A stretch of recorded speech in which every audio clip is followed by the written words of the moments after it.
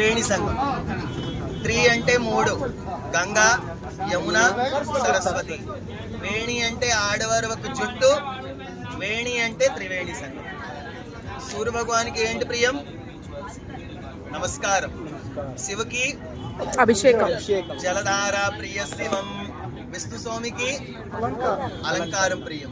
ఈ త్రివేణికి ఏంటి ప్రియం? త్రివేణికి వేణి ప్రియం.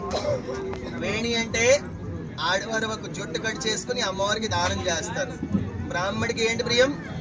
భోజనం. అన్ని దానం గొప్ప దానం అన్నదానం. మన ఆంధ్ర, తెలంగాణ, మన ఊరు, మన ప్రాంతం, మన ఇంట్లో పద్ధతి ఏంటి? హిందూ సనాతన ధర్మ ప్రకారంగా మానవ జాతాలకి 3 వివాహం అండి. విష్ణు స్వామికి డైలీ నిత్య కళ్యాణం. మానవ జాతాలకి 3 వివాహం. ఫస్ట్ వివాహం మన ఇంట్లో అమ్మ నాన్న చేస్తారు. 2వ వివాహం ఇక్కడ గంగ ఒడ్డుని వేడి పూజలు చేస్తారు. 3వ వివాహం మన ఇంట్లో పిల్లలు షష్ఠి పూర్తి చేస్తారు.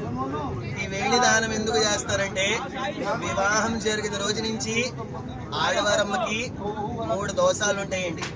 ఫస్ట్ రజస్వలా దోష, ఆ పిల్లలు పుట్టిన తర్వాత గర్భా దోష, 3 ప్రసూతి దోష. ఈ 3 దోషాలు ఆడవారి జొట్లు ఉంటాయి. ఆ 3 దోషాలు పోవాలంటే పాప పరిహారార్థ నిమిత్తిగా గంగా ఒడ్డునే వేణి దానాల టైంలో మంగళాన్ని వచ్చి ఆడవారు వేణి అంటే జుట్టు వెంట్రుకలు కూడా చేస్తారు. అది పూజాది చేసుకుని తీసుకుని వెళ్ళి మీరు అమ్మవారికి దానం చేస్తారు. వేణి అంటే వెంట్రుకలు, దానం అంటే అమ్మవారికి దానం. మీరు వేణి దానం అన్నా, దంపతుల పూజ అన్నా, కళ్యాణం అన్నా, పెళ్ళి అన్నా ఒకటి. ఈ వేణి పూజ అంటే లైఫ్లో ఒకసారి, లైఫ్లో వన్ టైం. మళ్ళీ ఎవరు చేయకూడదు. మళ్ళీ వచ్చి మా సార్ భయ్యన్ బాబు గారు కృష్ణశాస్త్రికి మీరు ₹1,00,000 కూడా ఇస్తే ఎవరు చేయకూడదు.